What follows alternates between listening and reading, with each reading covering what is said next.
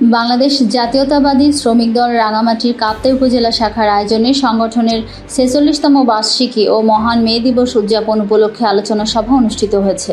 বুধবার ২১শে মে বিকেলে কাপ্তাই উপজেলা পরিষদ হলরুমে এই আলোচনা সভা অনুষ্ঠিত হয়। উপজেলা শ্রমিক দলের সভাপতি মোহাম্মদ ফয়েজ উদ্দিনের সভাপতিত্বে এবং সাধারণ সম্পাদক আবদুল্লাহ আল নাহিয়ান ডালিমের সঞ্চালনায় আলোচনা সভায় প্রধান অতিথির বক্তব্য রাখেন বিএনপির জাতীয় নির্বাহী কমিটির শ্রম বিষয়ক সম্পাদক ও বাংলাদেশ জাতীয়তাবাদী শ্রমিক দল চট্টগ্রাম বিভাগের সভাপতি এম নাজিম। প্রধান বক্তা হিসেবে বক্তব্য রাখেন বিএনপির জাতীয় নির্বাহী কমিটির ধর্ম বিষয়ক সহ সম্পাদক অ্যাডভোকেট দীপেন দেওয়ান।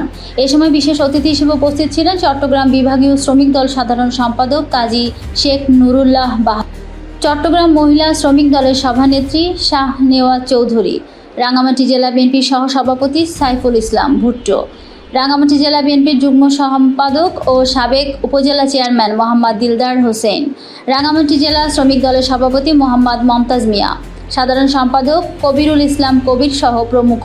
এ সময় কাপ্তাই উপজেলা থেকে আগত শ্রমিক দল এবং বিএনপির ছাত্র দল, যুব দল ও সহযোগী অঙ্গ সংগঠনের নেতৃবৃন্দ উপস্থিত ছিলেন।